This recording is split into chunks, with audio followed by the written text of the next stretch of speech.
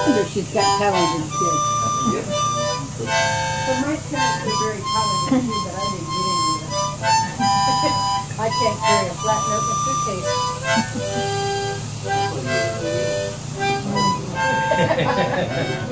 You know that one. Oh, you're doing real. Oh, the southern mama's just got to be strong, 'cause the southern daddy dies for too long. Working the pulpwood every day makes his life kind of slip away.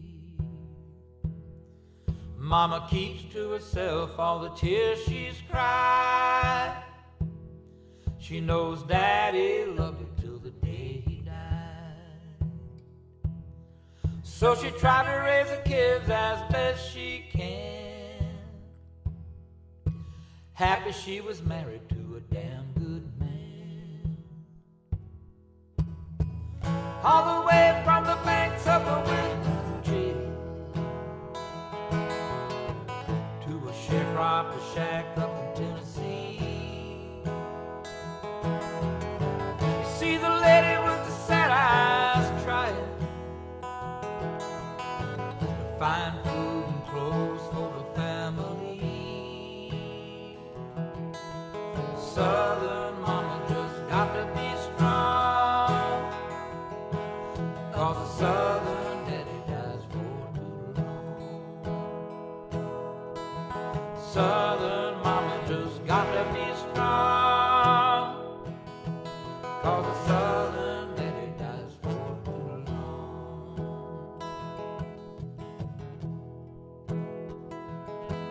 Then the sun is rising, it's another day.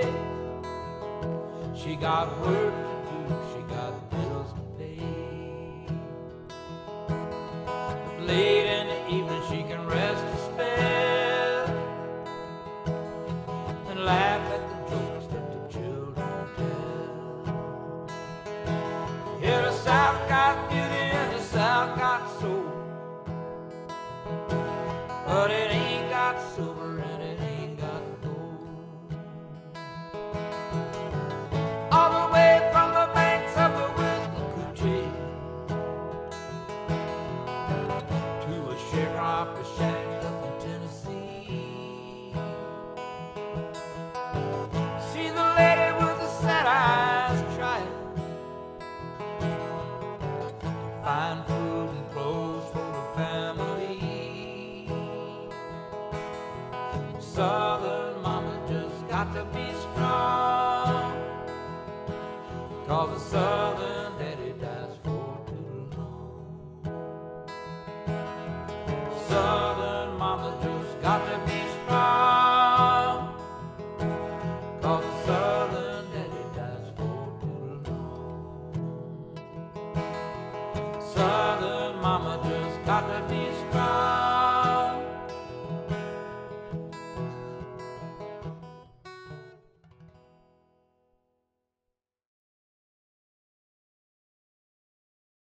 In 1937, was it? And everybody in Chicago looked at everybody up. Oh, it's just such a good place to go. Just a good place to work. Lots of jobs, with plenty of money, and the people were going down there to get a job. So my daddy decided that he would go have a job too. Stop farming. So he sold everything we had, gave everything away we had, gave up our house, and bought an old 27 Chevrolet, and got a man to drive us down there, paid this man to drive us down there. And it took us 3 days to get there. Slept on the ground on the way. We were to sleep on the ground at night. We got down there in the Safety Harbor, went to this place where the grove was, and it was an old grapefruit grove with an old one-bedroom shack on it, an old kerosene stove with 2 burners, and that's where we were supposed to live. All us kids and my dad. And he had never seen a grapefruit in his life, much less a grapefruit grove. And so, but he went to work. He went to work there. And my kids, my brothers and sisters went to school. And I stayed home and did the work. And cooked stuff on an old kerosene stove, cooked whatever we happened to have. And Daddy, everything we bought cost $11.22 for the groceries. That's all we could buy, all we could afford. So I cooked whatever we had. And my brothers had dungarees, jeans of some kind, and they always had holes in the seats of them, you know, going to school. And I had to patch them. So I'd sit in my chair in my car at night and patch them by the light of the car. And when I met Henry, I was going with Claude, his brother. So I met him, and he told Claude, he said, you can find yourself something else, she's mine. So, of course, I was 17 years old. But he'd come to the house at night after everybody went to bed, and I'd patch the boy's jeans in the car, and he would hold the lamp for me. That's what we did. And so after about 4 months, we got married. And started life all over again. And then Daddy took the kids in an old car, and one of the guys came down from Tennessee, one of our old neighbors, and to see Daddy, and he drove them back home. It was in the wintertime, cold weather. And Willie Mae, they had the kids in the car, back of the car, back seat of the car, sleeping in the back seat. And the car, you know how they get that fumes in the car? Mm-hmm. It did that. Willie Mae got unconscious. They had stopped somewhere and put her in the hospital. Mm-hmm. And I don't know how they had ever paid for that. But they kept her in the hospital overnight and got her back to life again. Put her back in the car and went on home. The next day, when they got to Tennessee, though, went by our old farm, our house was gone. Somebody else was taking it. So we had to move down to the worst house on the whole farm, the little house down below the barn. And that's where they wound up. And we went up again to visit them in January. And it was just a 2-bedroom. It had a bedroom in the back and a bedroom in the front with a fireplace. And it was Christmas dinner, Christmas time. And Pauline had cooked Christmas dinner. My sister, she lived with her too. She had her own house. And had her famous applesauce cake and chocolate cake for us for Christmas. We just stayed there one night, left the next day. It's horrible. But anyway, they stayed there then until when they could come back to Florida, and we came back, stayed. Which is not a good thing for them or us, but they did.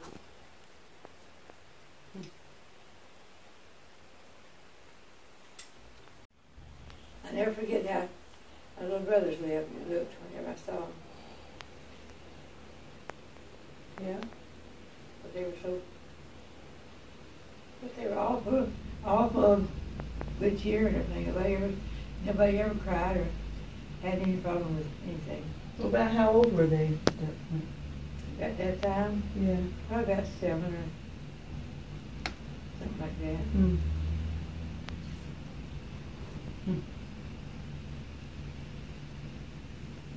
My brother Buddy, he wouldn't go with, good thing he didn't. He wouldn't go with us. He was about 13. He stayed with my Aunt Polly up 84 up there. And he's the one that married Linda when he comes down to visit me.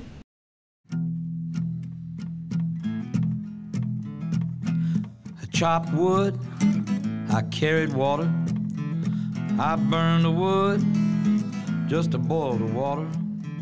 I threw in some collards and some fatback ham. Made up a little cornbread in the frying pan. I fried up some okra and made some black-eyed peas. Brewed about a gallon of sweet iced tea. Took it out to the front porch, sat in the swing. Close my eyes, let the day go by, and I listen to the mockingbird sing. The mockingbird, he's a funny looking bird, just an ordinary gray. The mockingbird don't do much as a bird, he just sits around all day. The mockingbird ain't a pretty bird, no bright colors in his wings, but everybody stops what they're doing when he sings, sings, sings. Da da da da da da da da da da da da da da da da da.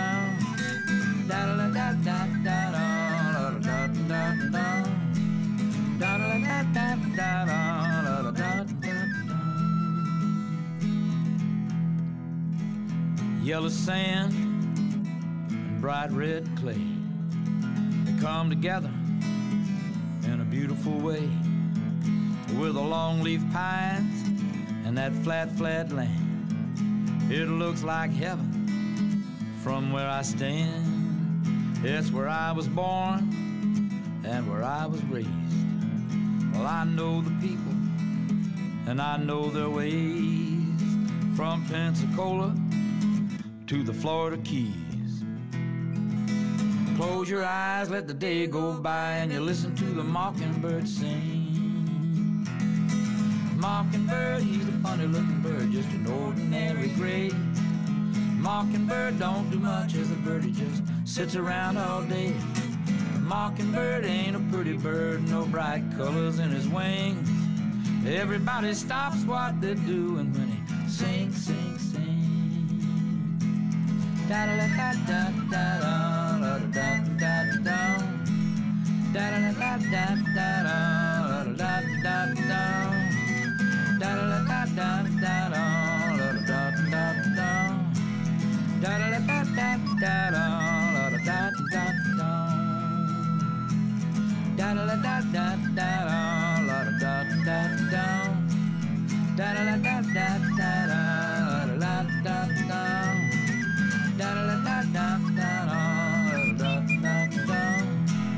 Da da da da da da da da da. Da da da da da da da da da.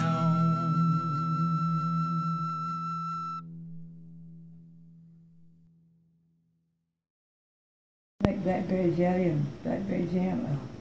If she wanted to punish me, she'd let me have the pieces. Oh. I'd say, Molly, can I have a... No, you can't have any because you were bad today.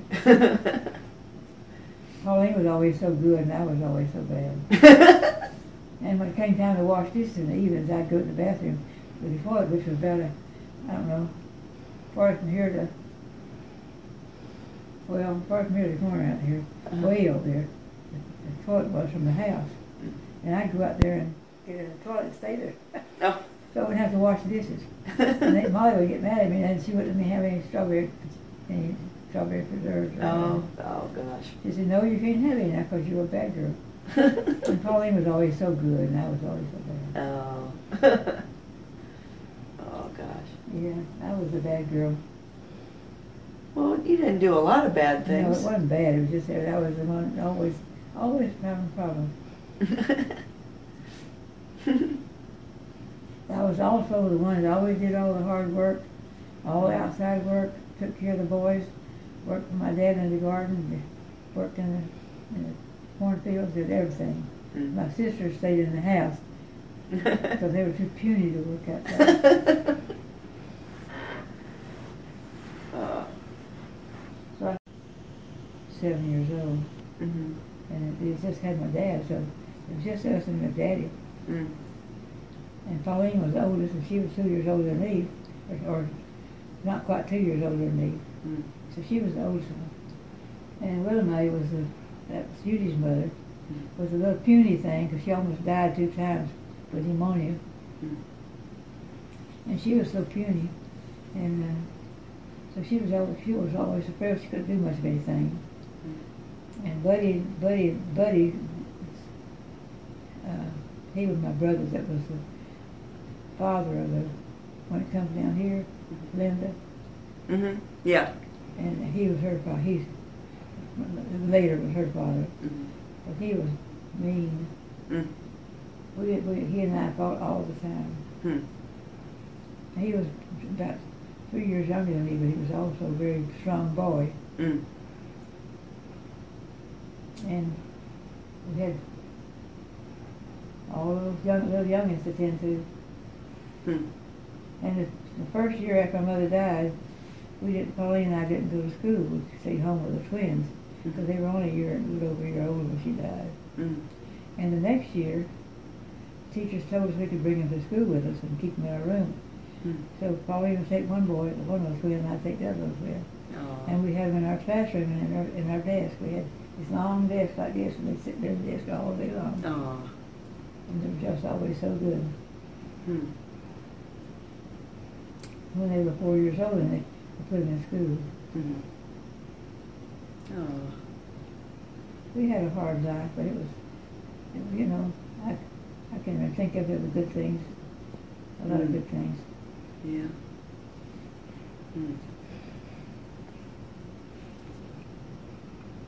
It was hard. We had a lot of bad times too. But if anybody died in the alley, everybody would go. All the men would go and sit up with it all night long. What do they call that? You remember, Frank? They'd sit up with this man, a man or a woman, whoever died, they'd sit up with them all night long. All the neighbors would gather around and sit in the house with them. And my dad would go and do it. And we'd stay at home by ourselves all night long. And we'd be scared, you know, and my sisters and I would keep worrying all the time about what was going to happen to us, you know. Daddy was gone, Daddy was gone. We were always glad when he got home next morning. Yeah. Did you ever have any close calls, or, you know, of an accident, or Not really. falling, or? I used to climb the trees to the top of the highest tree there was up there and sit up there and sing my song and shake and book poetry and all kinds of stuff. And I never fell out of the tree once. And one year, Pauline and I we made us a jumping, got a tall, long pole, about that big around. And when it would bend with you know. And we made us a jumping stick because we could just run and jump over bushes with a stick. And we did that all the time. It was so much fun. I can think about that now. That was so much fun for us. But we were always doing something. We had another place, we had a stump about that high, where a tree had been cut off. So we got this long log, and we put it across that stump and put nails and screws in it and tied it to the stump. And they could go round and round and round it. And that thing, you know. We called it what did they call it? I've forgotten now. But we played on that thing many, many days. It was long too. It was different than a seesaw. It was just a long tree. And you would sit on one this end, one sit on this end, and we'd go round and round that tree. That stump. That's funny. Yeah, we had a lot of fun. We didn't have a mother, but we knew what to do. So you guys did all the cooking and everything? Oh, yeah, Pauline did most of the cooking. I would help her sometimes, but most of the time she did the cooking. She was a year older than me, a year and a half older than me. And she was the oldest one of the bunch. And so we learned how to cook, we learned how to make bread, make biscuits and all kinds of stuff. Did she already know how to do it? Or who we taught? learned how after my mother died. Yeah. Did somebody teach you? Well, our aunt, my mother's two sisters stayed with us for the first year. Oh, okay. And then they all moved away, left us with nobody. So we just learned it by ourselves, as we could. Do you have any memories of your mom? Oh, yeah. Yeah. I remember how she used to sweep she sweeps the whole house, like I do sometimes, and she'd go outside and sweep the wall, sweep all the yard. Yeah. She always did that. Is that where you kind of cleaned off the yard, like you didn't have anything growing on it, right? She'd sweep the yard, there wasn't anything growing on it. Yeah. She's always pregnant. Hmm. She died with her 8th baby. Hmm. I have a lot of memories of my mother.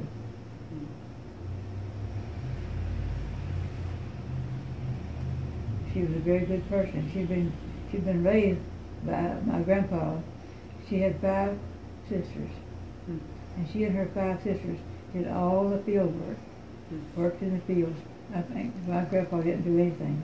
He was the lord of the manor. No. Excuse me.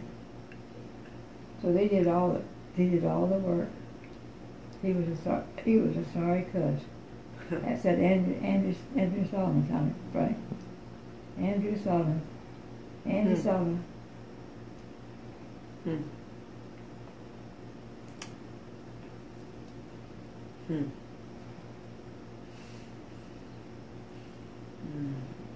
Anyway, I think about all those days, and then I haven't forgotten a bit of it. Hmm.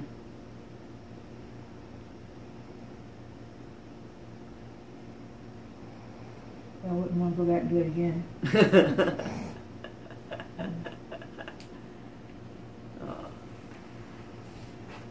What kind of good for you, Gary? There's a storm out on the prairie. The morning smells like rain. I'm tired of this saddle, and I'm dreaming of Lorraine. I know she's waiting for me in our cabin by the stream, and my heart is doing battle with this job out on the range.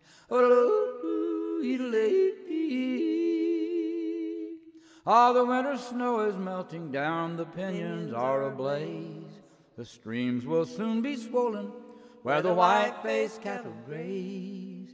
Behind the rain, a golden sun will burn the longer days and warm the little cabin where my sweet Lorena stays.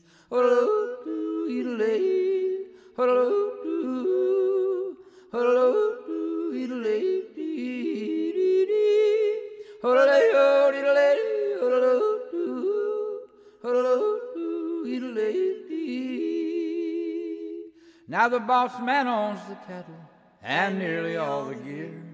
He owns the little cabin where we stay most of the year. But all he asks of me is time, and I of him my pay. And I go home to Lorena at the end of every day.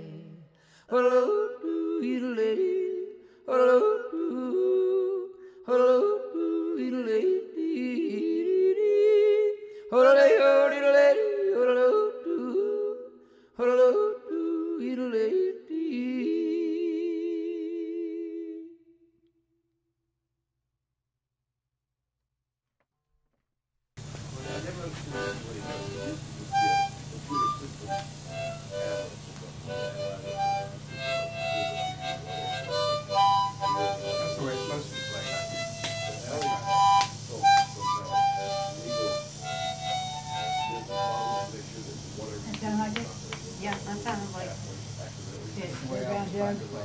That was it. Yeah.